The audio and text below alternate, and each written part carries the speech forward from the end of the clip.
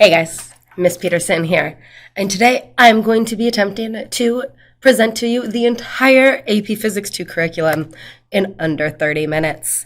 Okay, we're going to go through using screenshots of the notes that we've completed throughout this entire school year, and we'll see how it goes. I'm a little sick right now, so my voice might not be as clear as usual. Probably not the best day to be doing this, but that AP Physics test is coming up in 3 days, so let's go ahead and get started.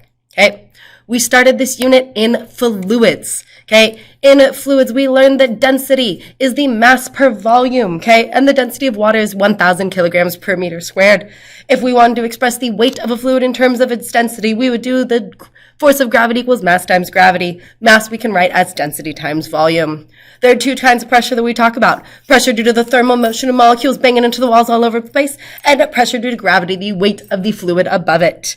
Okay, a pressure can also be thought of as the force per area. So 1 Pascal is 1 Newton per meter squared. When we talk about absolute pressure, we're talking about the pressure with zero pressure being a vacuum. When we talk about gauge pressure, we're talking about the zero pressure being atmospheric pressure. So it's more like a change in pressure. Standard pressure is on your equation sheet is 1 times 10 to the 5th pascals. Then if we wanted to calculate the pressure at any depth of a fluid, it would be the pressure of the air above it plus the pressure due to the weight. Because this only depends on the depth, it is the same regardless of the container.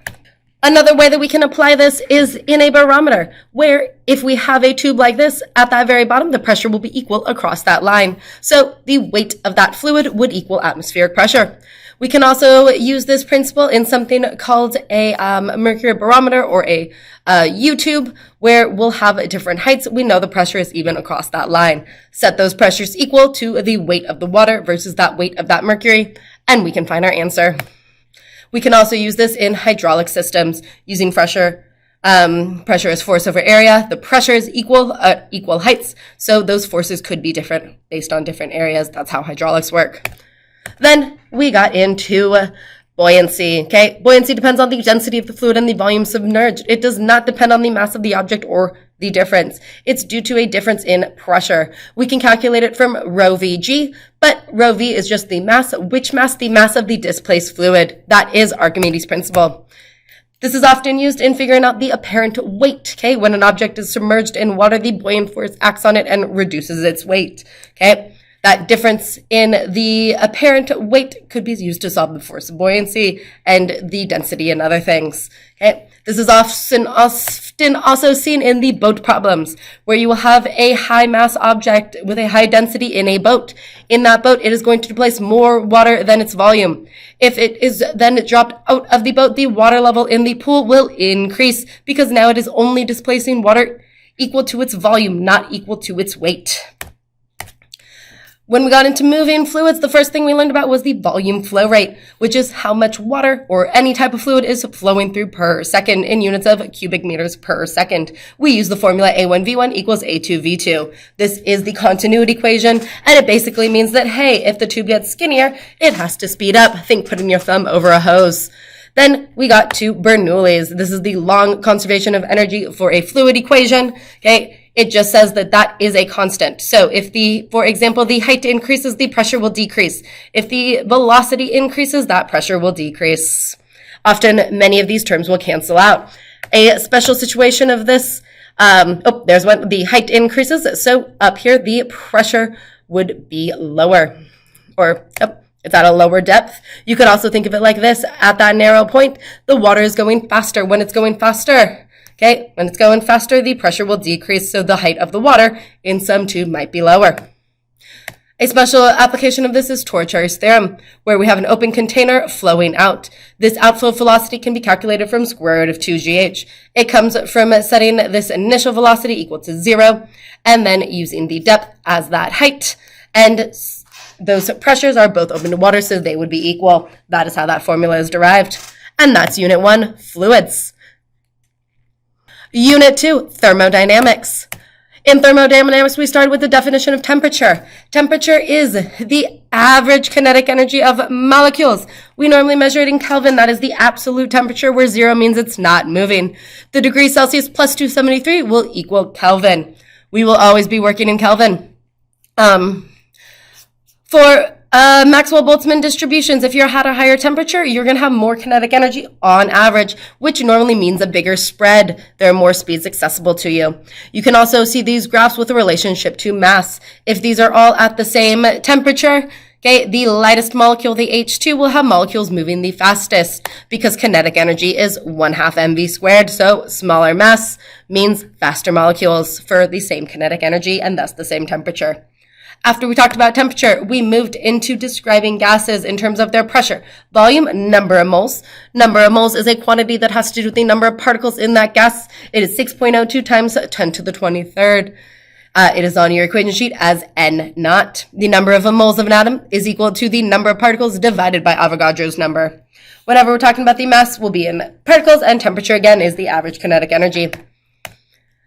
Not to be confused with heat, okay? Heat is a transfer of energy.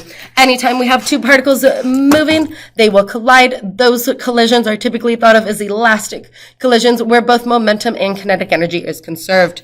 That transfer is the heat that is moved. That is different than the internal energy. Internal energy is the sum of all of the energies of a particle. Okay, things can be at different temperatures but have the same internal energy if you have more of one of them. Okay, thermal equilibrium is when they are at the same temperature. So they have the same average kinetic energy. You will have no transfer of heat when you are at thermal equilibrium. The different ways that he can move, the one that we have an equation for is conductions. These are the collisions between the atoms. The rate of heat conduction, heat over time, is equal to a constant K, the thermal conductivity constant, times that area, the difference in temperatures between one side and the other side, such as the bottom of your pot and your soup that is in it, and the thickness of the path that it is going through. Okay, this is often used in experimental design questions, but you just have to be able to manipulate that equation. Other ways he can move is by convection. Those are when the actual matter is moving, and by radiation. That is a transfer of thermal energy through electromagnetic waves, such as the infrared waves being given off by your body right now. Along with thermodynamics, we learned about kinetic molecular theory, which is how particles in a gas or any fluid move. Okay, this is more true for things that are at lower pressures and higher temperatures. Molecules are moving continually random with large number of gas molecules and the separation between them being extremely large compared to their distance. They do not interact with each other at all. That's why it's more true at high temperatures. They're moving too fast to interact with each other. Also at low pressures, because we'll have bigger separation between the particles. And then all collisions are considered completely elastic. We do not lose kinetic energy. The internal energy, which somehow they have K, you could think of it as that total kinetic energy as opposed to T, which is the average kinetic energy. We could multiply it by 3/2 times Kb, Kb being Boltzmann's constant, which is the gas constant divided by the number of moles. This equation comes from the ideal gas law, which is Pb equals nRT, or capital N being the number of particles, little n being the number of moles, kBt. Okay, cool. And that's the ideal gas law. We will also look at that in Boyle's, Charles, and Avogadro relationships. For example, Boyle's law is that if the volume increases, the pressure decreases. They have an inverse relationship. And RT are constant, so it is P times V that would be constant. For Charles's law, the volume is proportional to the temperature. If we're at a constant pressure and we heat it up, it will expand. Okay, and R and P in this case would be constant, so V over T would also be. This one would be V over N. If we have more moles, they take up more space. No way. Okay, the gas constant, the most common way that we will be using it in this class is 8.31 joules per mole Kelvin, but there are other units. Also, it's Kelvin. Make sure you're in Kelvin. Now, if we have a gas that is changing its state, they can be used to do work, where the work on a gas is defined as negative P delta V. It is a negative because when a gas expands, okay, when it uses its energy to expand, we call that negative work because it loses energy. By convention, positive work is defined as the work done on a gas. When you compress it, you're giving it some energy, so it is positive work being done, okay? We can use this in heat cycles, okay, where we have a gas with some mass on top of it. If we heated it up, that heat could be used to do work and lift that mass. move it off, and then gravity could come back down and do work to remove it and decrease that volume. We could even suck the heat to make it go even further. And these are how heat engines work. That first law of thermodynamics is the conservation of energy for heat. And for these types of systems, where the internal energy of a system equals the heat plus the work. Internal energy is not temperature, but is related to temperature. Internal energy is the total, temperature is the average. So when the temperature increases, internal energy decreases. When the temperature decreases, internal energy decreases. Okay? Heat cannot be determined directly unless you have some experimental setup known. Okay? Positive is when heat energy is added, and negative is when heat energy is removed. By convention, positive when work is done on a gas. This is when the volume decreases or a gas is compressed. Negative is work done by a gas when the volume increases. We will use these to analyze PV diagrams, of which there are 4 types. In isothermal ones, they are at constant temperatures and will follow a hyperbolic type curve. Isochoric or isovolumetric are ones where work equals 0. They are at a constant volume. They will be a vertical line on a PV diagram. Isobaric are constant pressure. They will be a horizontal line on a PV diagram. Okay, those are ones which have constant pressure. And adiabatic are ones with no exchange of heat, ones where Q equals 0. 2 ways they will communicate that a process is adiabatic, either saying it's in a thermally insulated container or it happens really fast. Okay, so number 4 here is an example of an isobaric. Number 1, isochoric. 3 would probably be the isothermal because temperature is proportional to P times V. So A is at 8 PV and so is V is at 8 PV. So we know they're at the same temperature. 2 is a little steeper than that. Adiabatic are typically a little steeper than that. So what you should be able to do is for any process on a PV diagram, be able to determine the signs of delta U, W, and Q. And that's thermodynamics. Moving on to Unit 3, electric force field and potential electrostatics. Everybody's favorite unit because of its confusing vocabulary. Let's get into it. The basics of electrostatics in the next 2 units, electric circuits and electromagnetism, is charge. Previously, our base has been mass. Okay. Total charge is conserved in any process. Opposite charges attract, like charges repel. There are 3 methods of charging that we typically use. Charging by friction, that is when you rub them together and they have different electron affinities. They want electrons differently, so they'll pick up different charges. Charging by conduction is when you have a charged object and you touch it to another charged object. Okay, it'll leave that charged object with the same charge. Charging by induction is through polarization. So if we have 2 neutral ones and we bring a charged object close to it, it can induce a charge. If we then separated them, we could end up with 2 different charged spheres. Coulomb's law has to do with the force between 2 charged objects. It's on your equation sheet as the electric force equals 1 over 4 pi e naught times Q1 to Q2 over R squared. Okay.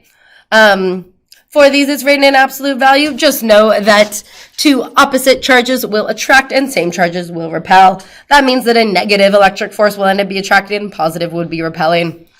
The charge on an electron and the charge on a proton are on your equation sheet is 1.6 times 10 to the negative 19. All charges must be multiples of this E. There is no charge smaller than that. Okay. And Coulomb's law is constant. That 9 right there is 9 times 10 to the 9th. This is how we represent electric fields. Electric field lines point away from positive charges and toward negative charges.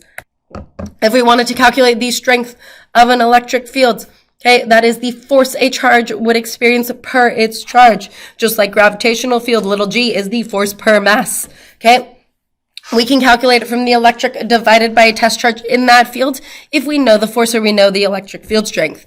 If we have a charge creating that electric field, we can calculate the electric field strength from just kq over r squared. Okay, where the electric field will always be the strongest closest to the charge and the weakest further from the charge.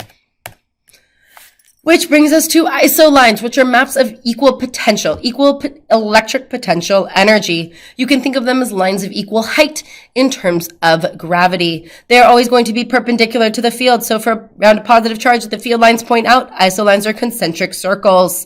Okay, they are measured in volts, where 1 volt means 1 joule per coulomb. It is a measure of that energy per charge, a joule per coulomb. High voltage means high potential energy. Low voltage is low potential energy.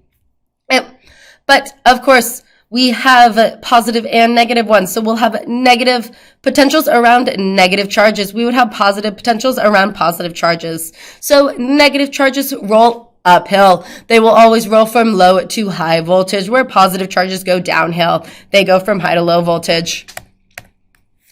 Now, if we wanted to relate that electric potential to the electric field, it is the change in electric potential over that distance that gives you the electric field strength. Because, it's a change in energy when you move between it, and it is all relative. A stronger field will have a bigger difference in a smaller area. Okay, that is the electric field, and electric potential energy is just Q times that voltage, that potential energy per charge.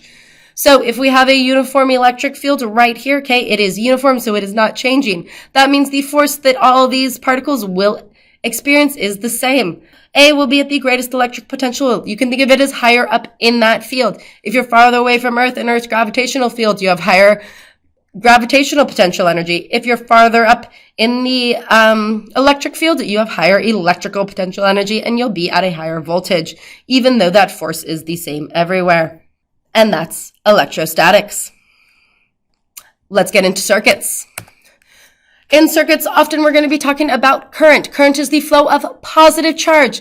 Unfortunately, we discovered that current flows before we discovered about electrons, and electrons actually flow in the opposite direction of the current. Okay? It's just the way it is. We're stuck with it. We do current in units of amperes, where 1 amp means 1 coulomb of charge per second. Now, the source of the motion in that thing comes from an electromotive force supplied by a battery. What a battery does is it sets a potential difference, a difference in electrical potential energy between 2 points. If there is a difference in energy, that's like there being a difference in height, and charges will flow. A 1.5 volt battery, for example, will supply 1.5 joules of energy per coulomb of charge that passes through the circuit. When we're talking about circuits, we'll also talk about resistance. Resistance is measured in ohms, and everything has resistance. Okay, wires have really low resistance. Resistors have really high resistance. It's a measure of how easy or difficult it is for that current to flow. When we talk about resistance, it's related to a material and a property called resistivity. It's an intrinsic property to quantify its resistance. Okay? And we got equation for it there. If we have a bigger area, we'll have lower resistance because, you got more lanes open for that charge to flow. If you got a longer wire, you're going to have higher resistance because, there's more matter there. Ohm's law is the math of circuits. We can use I equals V over R. I like it in the form V equals IR for any point in a circuit, whether it's the total or a single resistor or anything. Okay.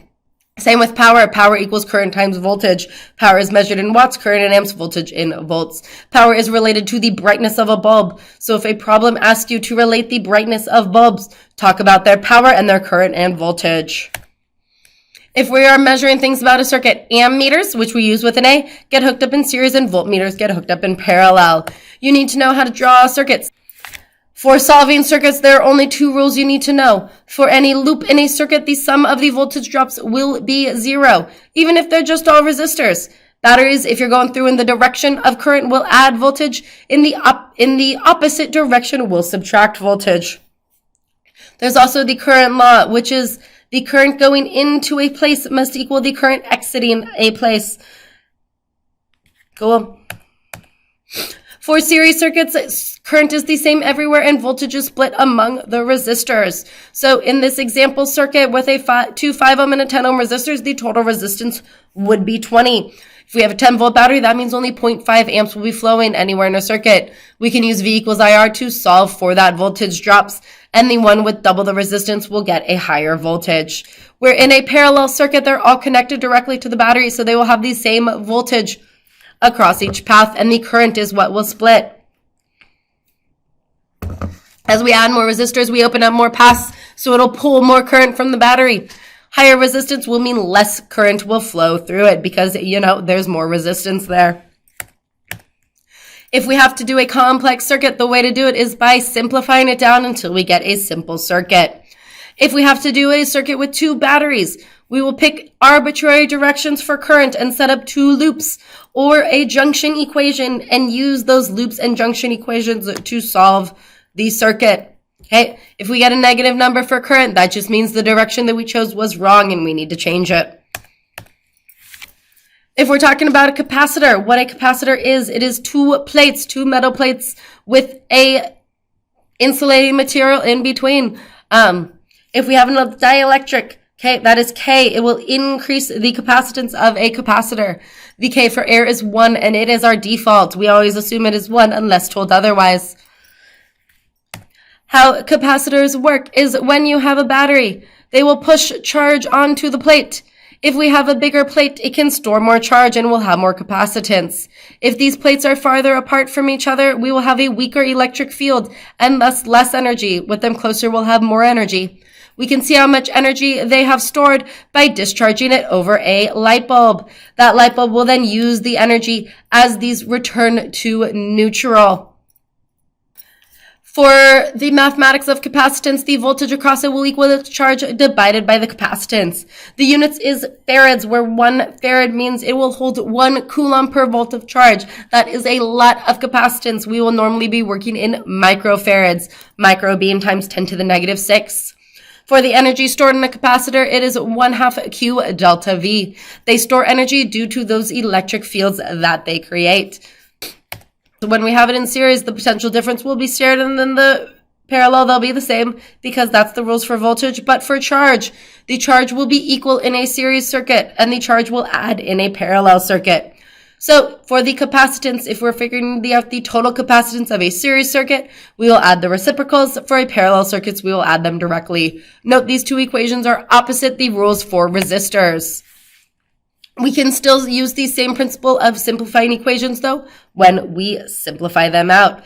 These two resistors would add in series for an equivalent capacitance of 2 microfarads, which would add in parallel with this one. 2 in parallel can independently store charge and use it. 2 in series cannot independently store charge. That is why they are a worse capacitor. For basic RC circuits, if we have a resistor and a capacitor in series and we connect this circuit, the capacitor will slowly build up charge. As it builds up charge, the current, which will start at a max value, will slowly decrease. The potential difference will build up on it until it equals the voltage of the battery, and the current is reduced to 0. Where if we have them in parallel, when we close this switch, it will short circuit the battery. Okay, and this resistor would get no current. As the charge builds on the capacitor, it will start blocking the flow of current in this path, and thus the voltage across, or the current flowing through the resistor, will increase.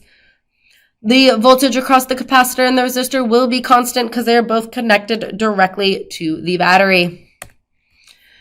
Now, they will charge. In the AP curriculum, you only need to worry about time equals 0 and time equals infinity. They will never ask you about the in-between charging states. At time equals 0, the charge is 0, voltage is 0, and the current will just be that voltage of the battery divided by the resistance. The voltage of the battery divided by the resistance. Where at time equals infinity, the capacitor will be fully charged. The charge stored on the capacitor can be calculated from the voltage times the capacitance. The voltage on the capacitor will equal the battery, and the current will be 0. And that's circuits. Electromagnetism. So, magnetism is caused by moving charged particles. Typically, we talk about the spin of the electrons. They only exist in dipoles. So whether you have a single particle creating a dipole, or 2 of them, or a loop of wire, or 2 parallel plates, okay, a big loop of wire, you will still have a north and a south pole. We represent magnetic field domains with these little arrows in different domains. When they are all lined up, that means we have a magnetic field.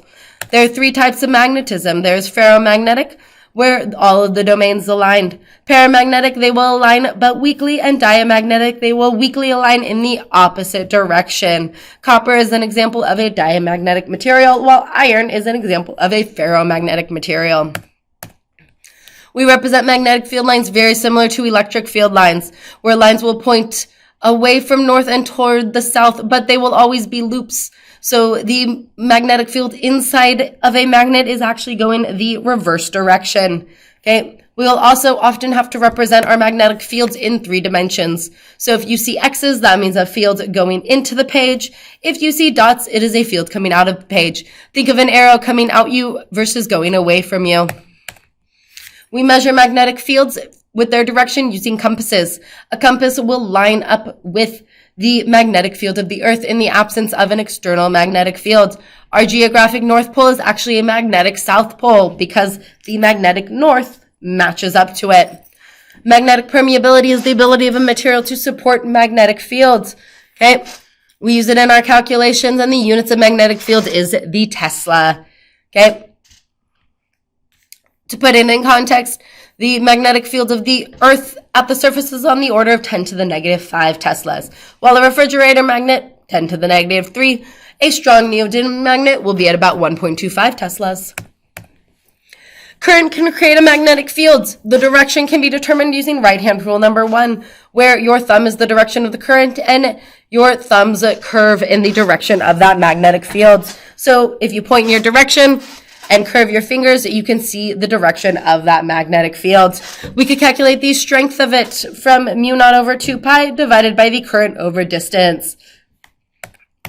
A solenoid is a coil of wire, which can also create a magnetic field. Okay, if we have a current of wire, we can use our right-hand rule, but the opposite. How we did the thumb is your current and your fields are the magnetic field. We can do your fingers are the magnetic field and your fingers are the current and your thumb is the magnetic field. It works in both directions. So here, the dots that you are seeing are the induced magnetic fields. We will experience a magnetic force only on moving charges, which we can calculate from QVB, where Q is the charge, V is its velocity, and B is that magnetic field. If it is not going perfectly perpendicular to the field, you can add a sine of theta in there. That max force will occur perpendicularly. If the charged particle is moving parallel to the field, you will not experience a magnetic force. And that is right-hand rule number 2, okay, where your thumb represents your velocity, okay?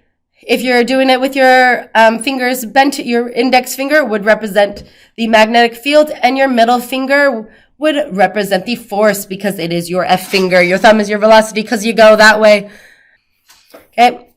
Moving charges have magnetic forces on it, so do wires.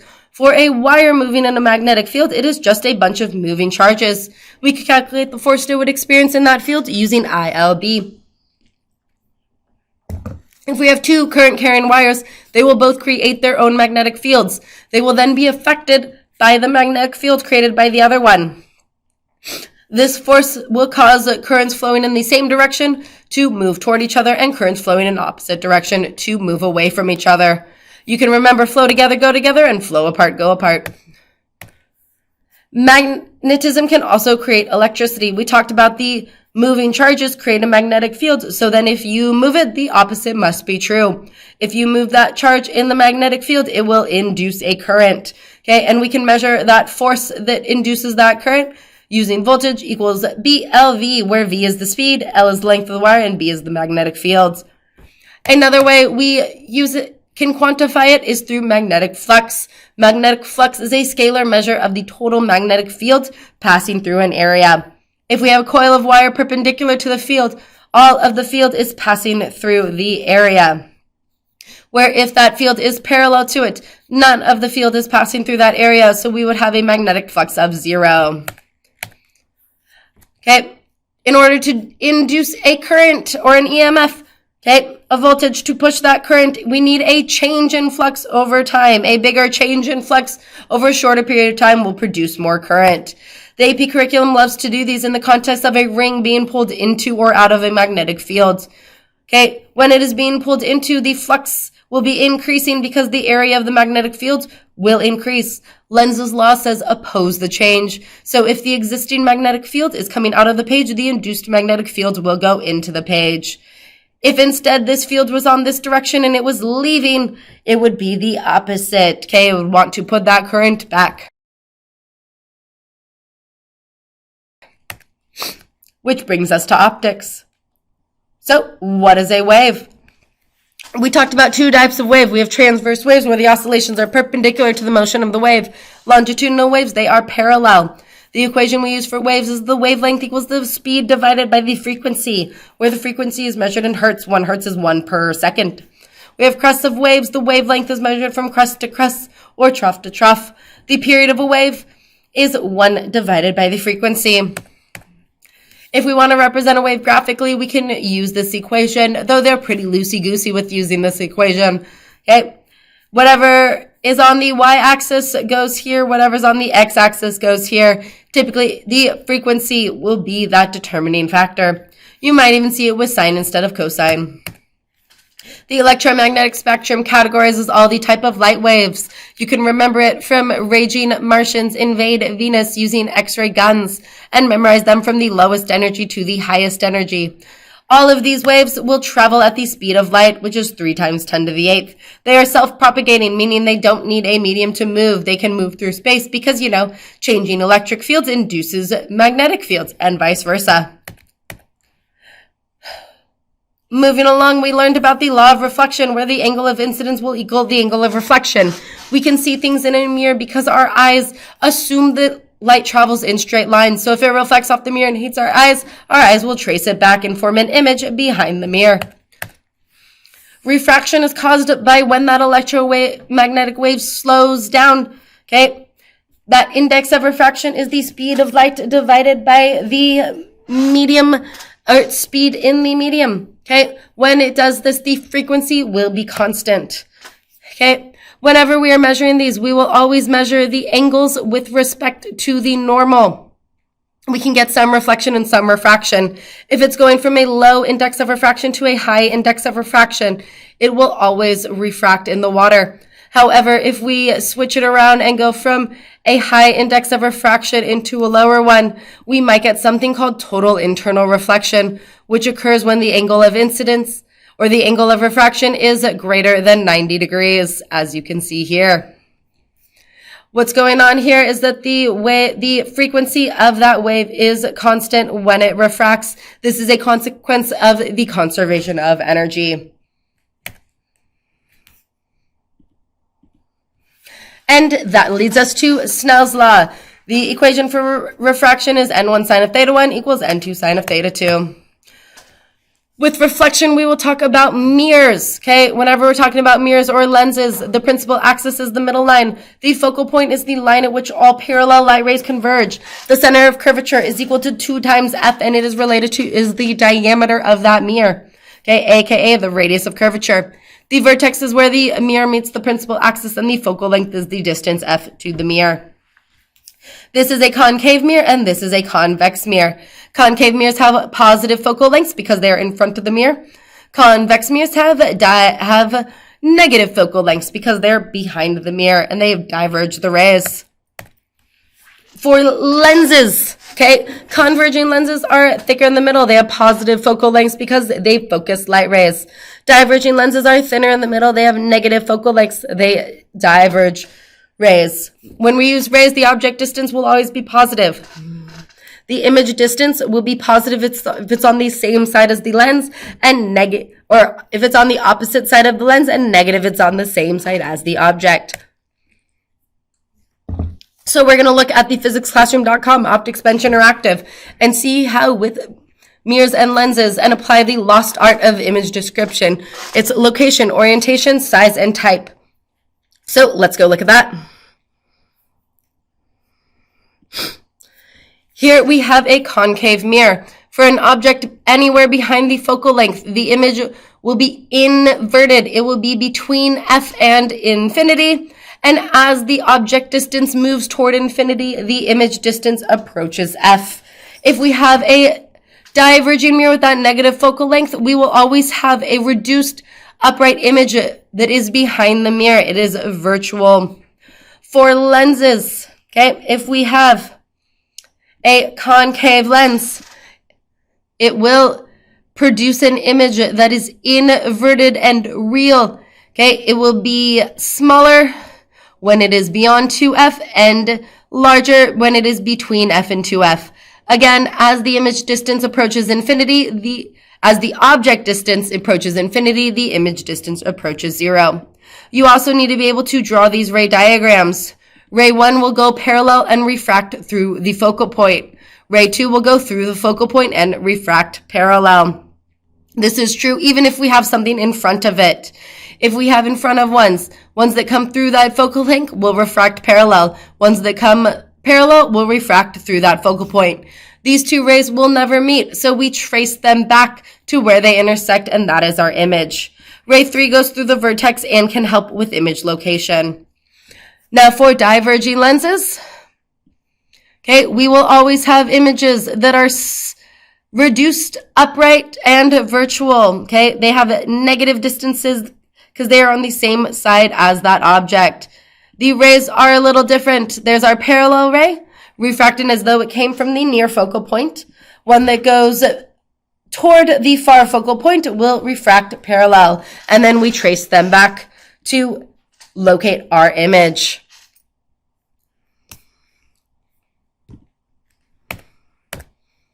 If we want to mathematically determine anything about mirrors and lenses, we use this equation where 1 over image distance equals 1 over object and 1 over the focal length. As one of these approaches infinity, the other one approaches f.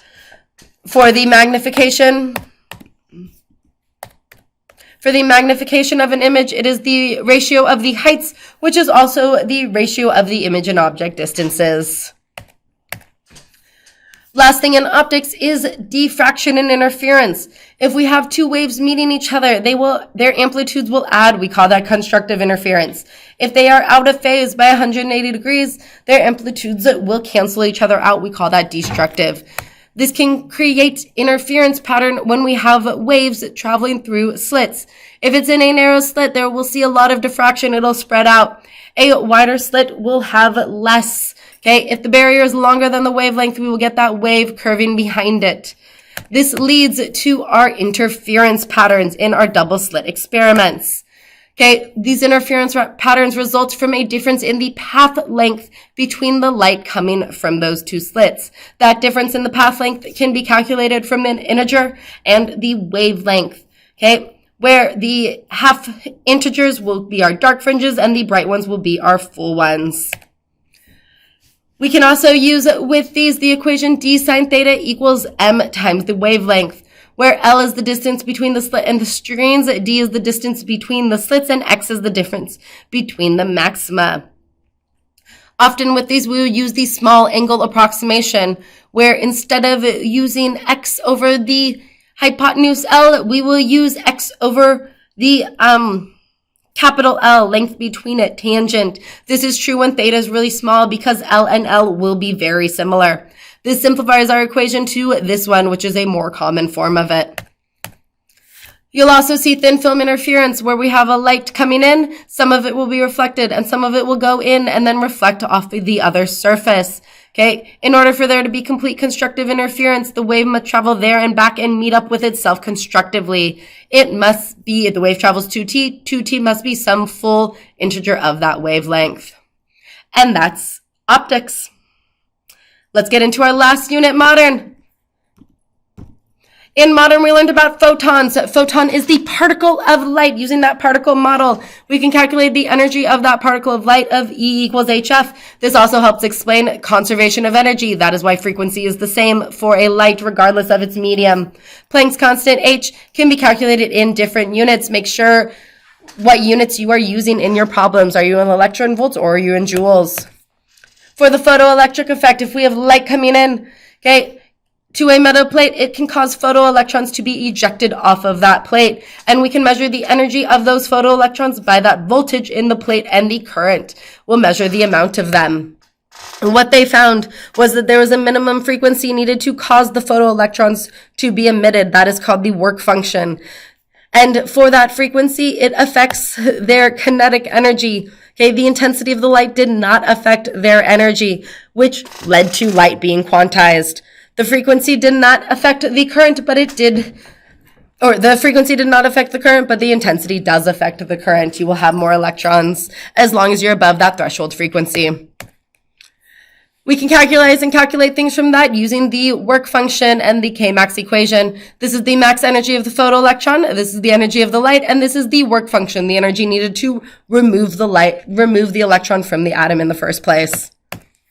The double slit experiment showed the quantum of light. Basically, they shot electrons at two slits and expected them to act like particles. They acted like waves and they were confused. They had a detector at one of the slits and the electrons were like, okay, sorry, we'll go back to acting like particles.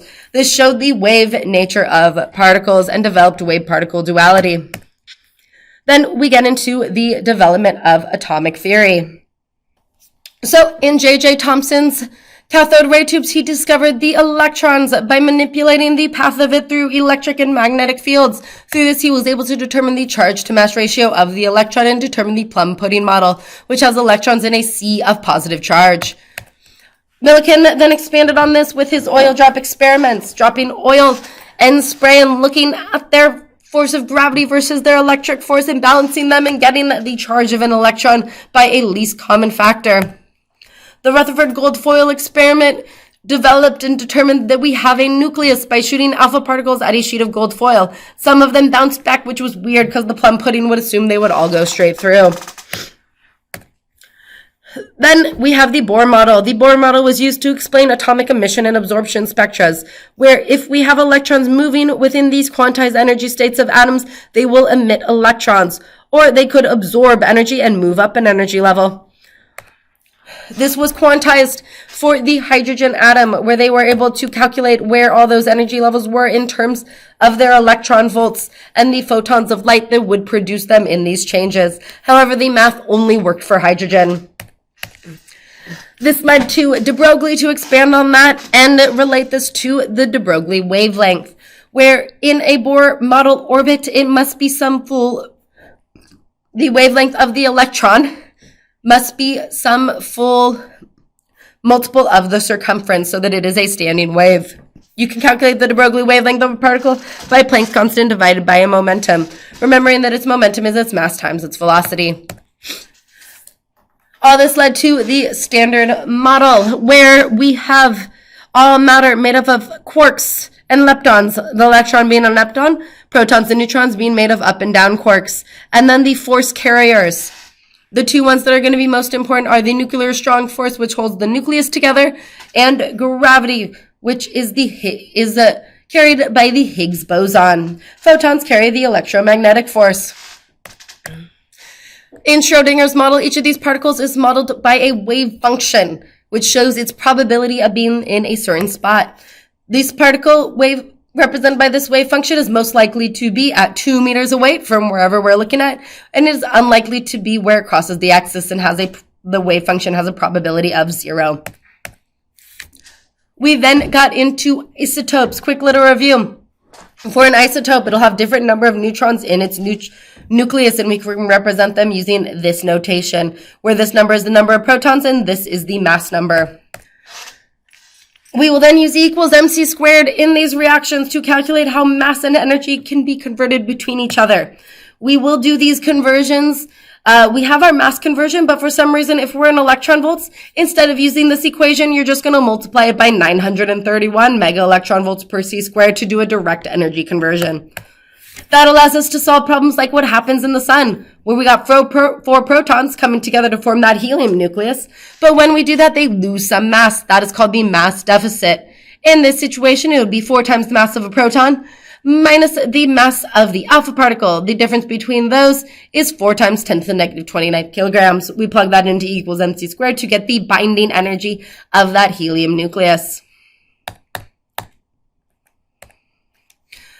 In different types of decay reaction, we need to be able to recognize. We have alpha decay, where it produces these alpha particles. The top number will always be conserved, and so will the bottom. So you can always figure it out by just applying that conservation. Beta decay has a beta particle, which is the same as an electron. You'll sometimes see it with this B, sometimes with an E, but has a charge of -1 and a mass of 0. This is what happened when a neutron decides to become a proton, by getting rid of its negative charge so it can be positive. Where positron decay is the opposite. It is when a proton goes like, I don't want to be positive anymore. It kicks out its positive charge to become a neutron. There's also electron captor and gamma decay, where it just loses energy. In any nuclear reaction, we're looking for conservation of mass energy. This replaces conservation of mass because a tiny, tiny bit of mass is lost. Okay, we will still have conservation of momentum and conservation of charge. This is true even in annihilation reactions, where we can have two objects completely erasing all of each other's mass and turning into energy. We could calculate the energy by the total mass times c squared to get the energy of the photon it would emit. This is often observed in reactions. If we have a stationary electron being hit by a photon, the photon's momentum would decrease, so its wavelength would increase, and the electron would now have some momentum. We learned about half-life, which is the amount of radiomaterial. Half-life is the time it takes for half of it to decay, so it is an exponential notation. Any of these problems can be solved by making a table with the number of half-lives, the time, and the mass or amount or percent or whatever it is. For space-time, there's only two things you need to know for the AP test. Time and distances are not constant. If two people are moving at different speeds, they may not agree on sizes or times. They will agree on the speed of light. So, moving faster shrinks distances and slows time. If you want to understand this a little more, picture an astronaut on a space shuttle. They shine a light, they see it reflect, where a stationary observer would see it travel a much bigger distance because the space shuttle was moving. These two would agree on the speed of light. They would not agree on the time that it took. And that's Unit 7. So, did I do it? Did I review the entire AP Physics 2 curriculum in under 30 minutes?